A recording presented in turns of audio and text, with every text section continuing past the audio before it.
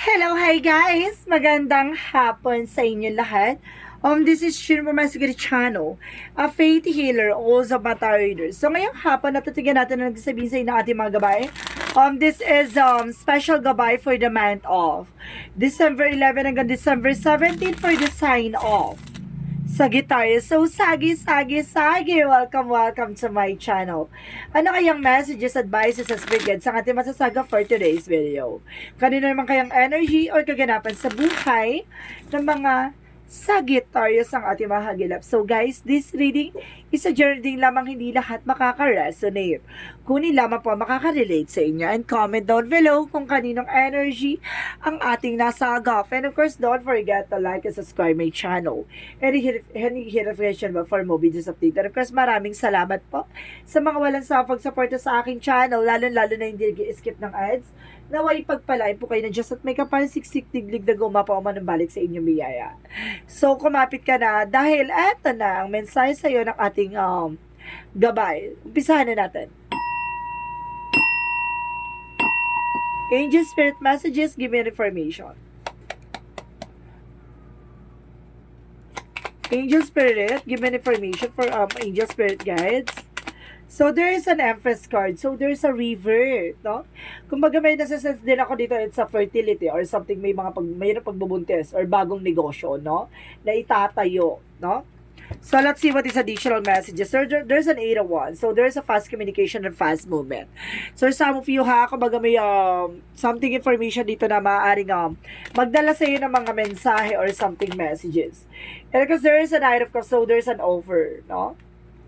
Maraming oportunidad because there's a page of sword that get more information, no? Kailangan mo munang kunin yung mga impormasyon na yan. Hindi pwede maging pala decision ka or anything. So, kailangan mo munang pag-isipan. Additional messages. And of course, there's a 10 of Cups. So, there's an information by the happiness.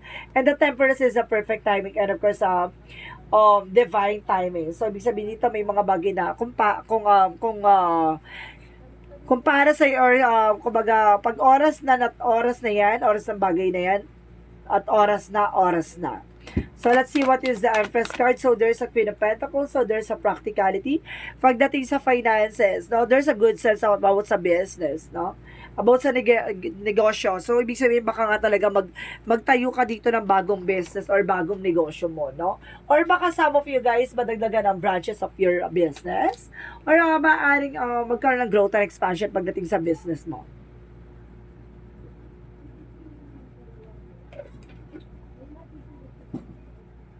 So, let's see what is additional messages for the 8 of Wands. So, there's a Devil card. And of course, dito with the Devil card, may humaharang ng no? Mayroon ako nasasabi dito na hinaharang tong something messages or something improvement sa'yo or movement, no? Kumbaga, there's a travel. So, some of you baka hinaharang yung travel mo? Or baka hinaharang dito yung, kumbaga, inaantay mong pera. Parang ganon. Okay, wait lang guys.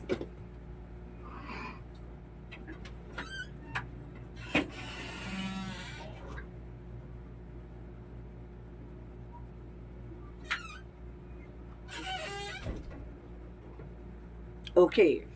So, dyan parang inaharang yung pagpasok ng pera sa'yo. Or something na may naharang na documents or something na baka inaharang yung travel mo or baka mangingibang bansa ka, uuwi ka, ganun. So, let's see what is the Nine of Cups.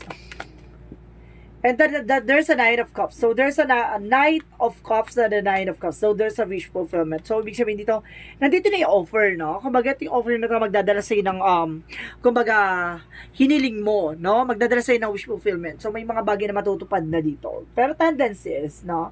Maaring matupad nga. Sinasabi sa'yo dito na mayroon lang humaharang. So, let's see what is a Page of Swords. And the Seven of Swords. So, there's an anxiety, something na, with the anxieties, with the high priestess, no? Kumbaga, nagkakaroon ka ng hidden agenda dito or something, kumbaga, stress, parang gano'n, nararamdaman ko. There's a fear, rather. No? At kailangan makakuha ka ng information dito. Okay, sinasabi dito, nagkakaroon ka ng dito, parang something worries. Ayun yun ang sasagap ko. Ibig sabihin, protectionan mo yung grounds mo dito, no? Protectionan mo yung sarili mo.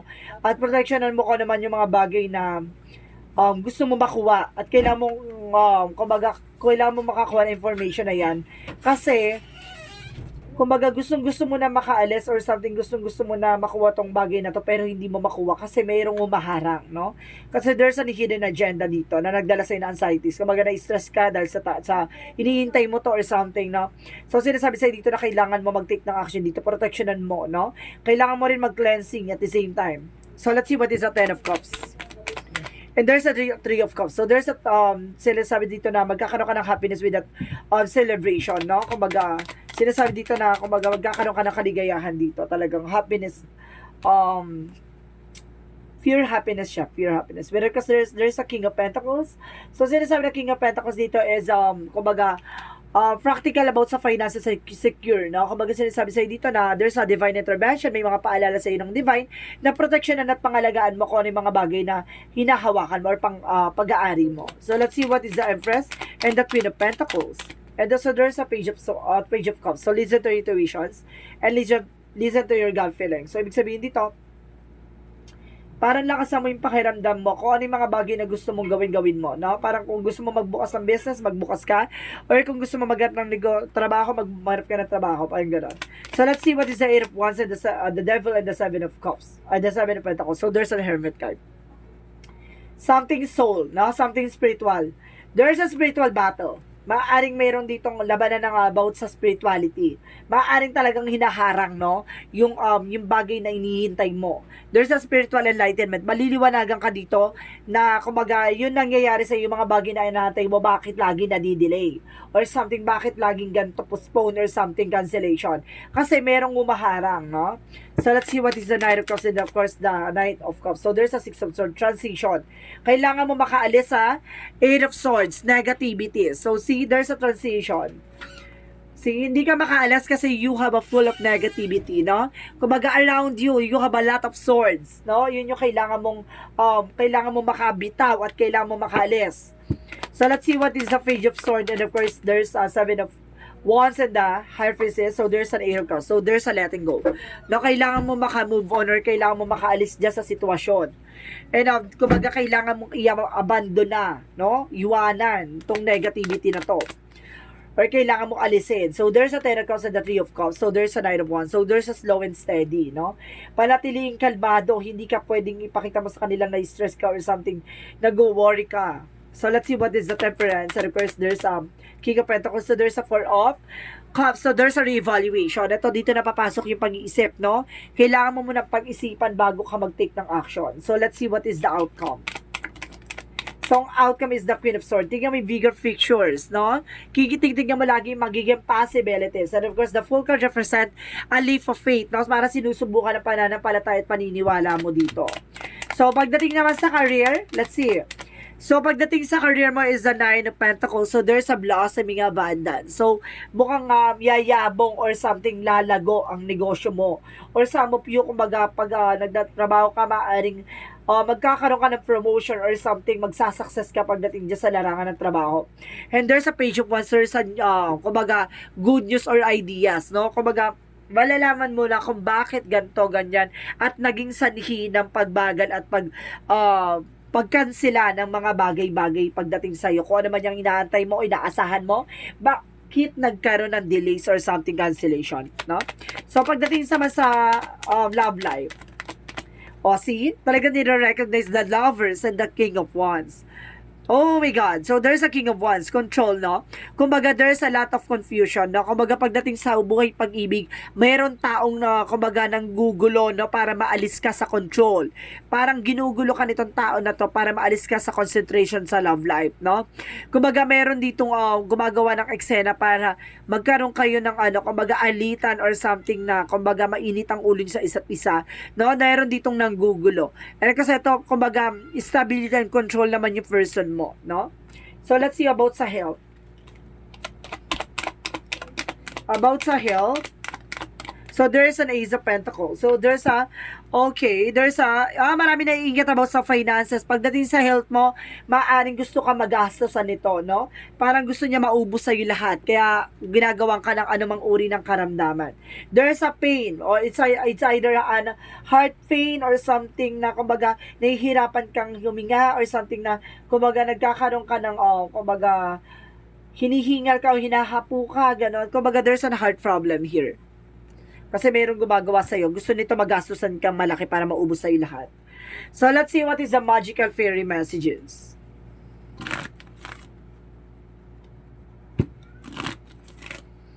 Let's see what is the magical fairy messages for you. What is the magical fairy messages for you? Angel Spirit Guide, please give me information. So, there is a pregnancy. So, some of you ha, kumbaga may pagbubuntis dito or may pagbubuntis talaga or something and of course there's a harvest time by the autumn, no? Kumbaga magkakaroon ng harvest dito, yung matagal mo nang hinantay, no? So this is the moment. May blessing dito by God, no? So let's see what is the yin and yang oracle card.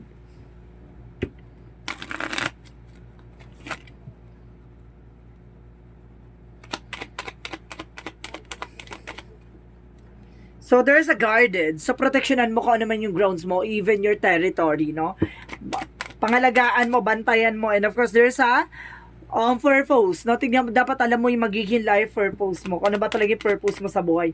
And there's a toxicities, no?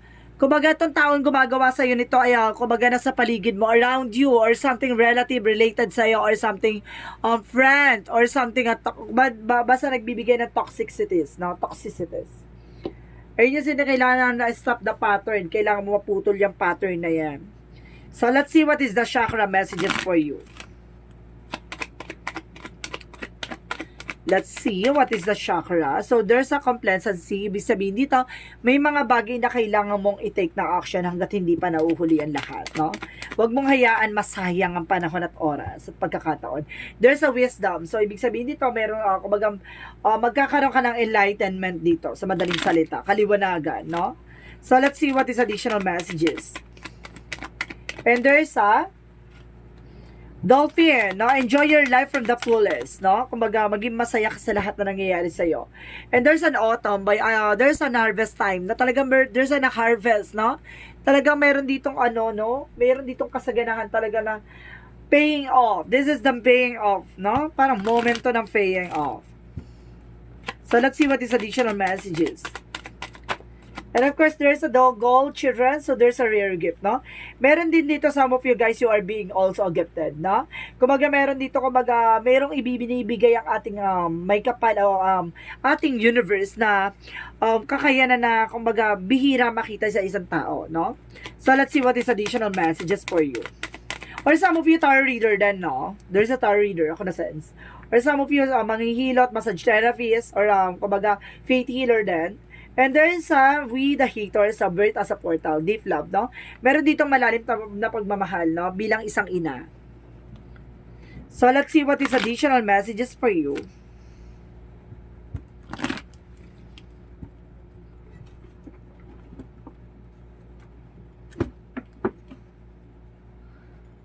Okay. What is additional messages for you?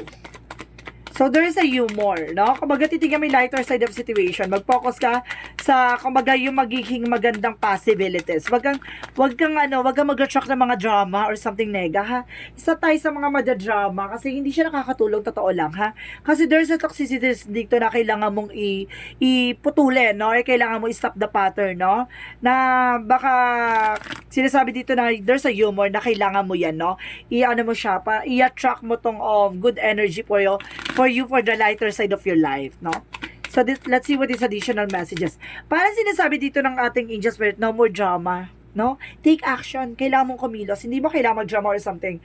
Kailangan mong gumalaw, kailangan mong solusyonan. Hindi mo kailangan mag-drama, no? And of course, there is the garden and the gate. So, see, kumbaga, nandito na yung pintuan, no? There's a door na, kumbaga, may opportunities na para sa'yo na malalaman mo na yung magiging, kumbaga, life purpose mo. And of course, there is a door to the personal healing and happiness. See, binubuksan na ang pintuan dito para sa kaligayahan at kagalingan, diba? Binubuksan na ang pintuan sa kaligayahan at kagalingan. So, let's see.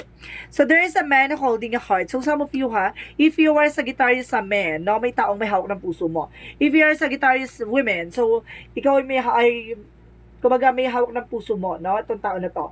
Itong lalaki na to may hawak ng puso mo. If you are a man, no? Kumbaga may kang hinahawakan ng puso. Char, meron pagmamayari ng puso mo at may pagmamayari ng puso niya. Ganon. Ikaw ang pagmamayari ng puso niya. Parang ganon. So, let's see what is additional messages for you.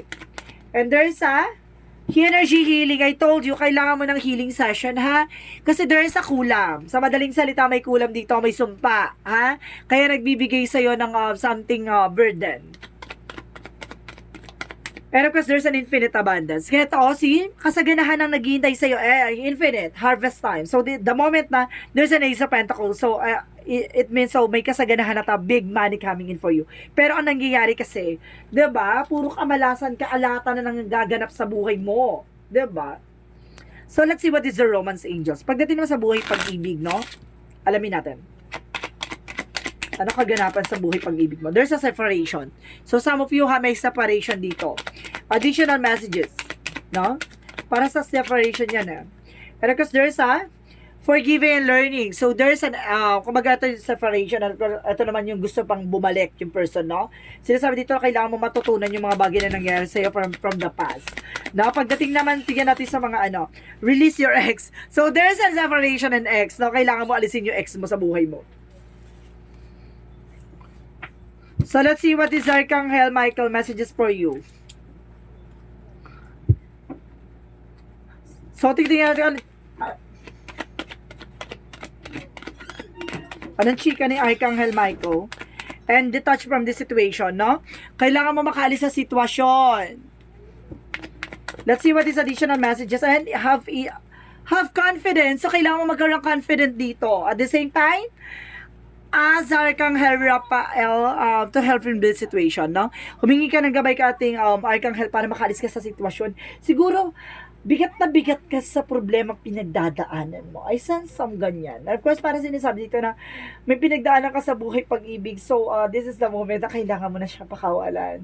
No, kasi parang nagbibigay siya ng toxicity. So, there's a relationship na, toxic relationship na kailangan mo na siyang pakawalan. At matuto ka na talaga. So, hindi na siya, it's all about separation and ex talaga na parang sinasabi dito na bitawan mo na siya kasi hindi siya healthy sa'yo. No? So, let's see what is Archangel Raphael.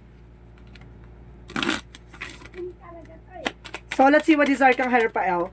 And laughter is the best medicine. So, iwasan mo na yung pagdadrama kasi ang kaligayahan ay susi sa iyong mabuting kalagayan. Char! So, ayun daw, diba? Pagiging masaya daw, dyan ka na i-enhance. Of course, nare-relief yung healing sessions, diba? Kumbaga dyan, nagkakaroon ka ng kagalingan dyan. Kumbaga, kahit pa paano, no? Kumbaga, napapawi ang lungkot at bighati. So, let's see what is the Monsology. So, let's see what is the Monsology, Angel Spirit Guides. And it's time to release negativity. And I told you so, diba? Kailangan mo na talagang pakawalan. Diba? Hindi kayo tinadhana, Char.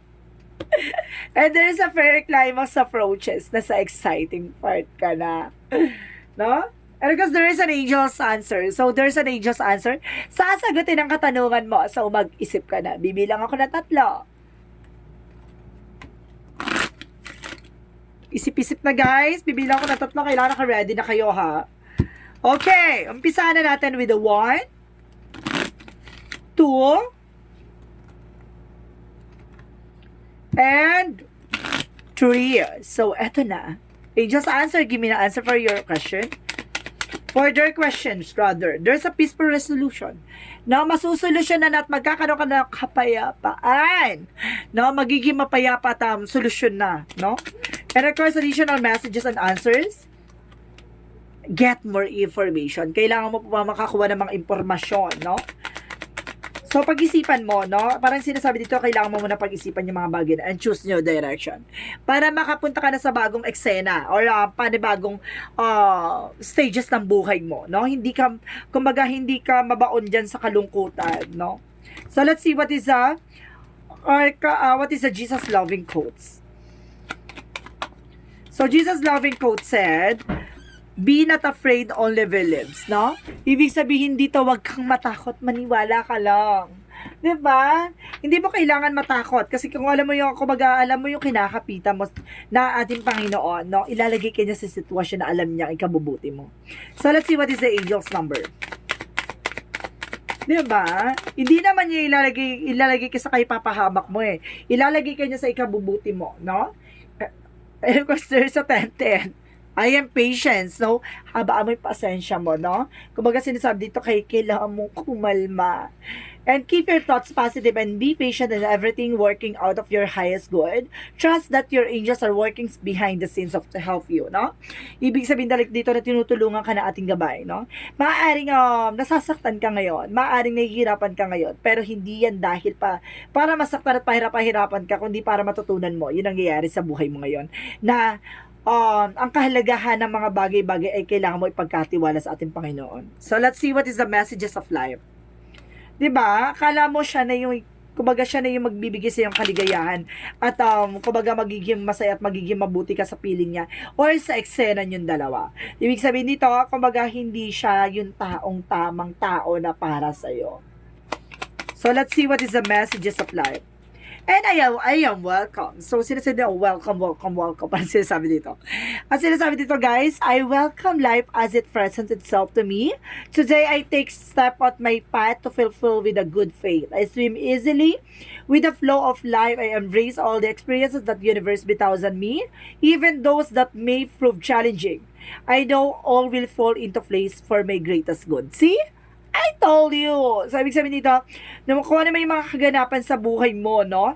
Ipagkatiwala mo sa ating Panginoon, 'di ba? Kung bakit sinasabi sa dito na i-surrender mo at sumabay ka sa agos, no? Hangga't binablock mo yung eksena or daloy ng magandang bukas sa iyo, no? Hindi mo makikita ang totoong kahalagahan. Sabayan mo ang agos ng eksena, doon mo makakamtan ang kaligayahan at mag-e-enjoy ka. At ibibigay sa iyo yung mga bagay na 'yan, no? At ipapakita sa iyo at ipapatunayan sa iyo ng ating universe na ay ang challenges and of course yan ang journey mo na yan yung mga bagay na para sa ikabubuti mo, no? Hindi lang sa iyo, pati sa mga taong mamahalin mo at taong pakikisamahan mo at pamilya mo rather. So this is the special gabay for the month December 11 hanggang December 17 for the sign off sa guitar. So sagi. Maraming salamat for your wonderful reading. And of course, this reading is a general reading lamang, hindi lahat makaka-resonate. Kunin lamang pa makaka-relate sa inyo and comment down below kung kanino energy ang ating nasagap. Once again, this is Chin Rodriguez from my Asaganda channel, a faith healer, also Mata Reader. Maraming salamat po sa mga walang sawang pagsuporta sa aking channel, lalo na hindi nag-skip ng ads. Naway pagpalain po kayo ni Just May Kapal. Siksik digdig na gumapaw mo ng balik sa inyo. Maraming salamat po and see you in the next video. Bye-bye and babush!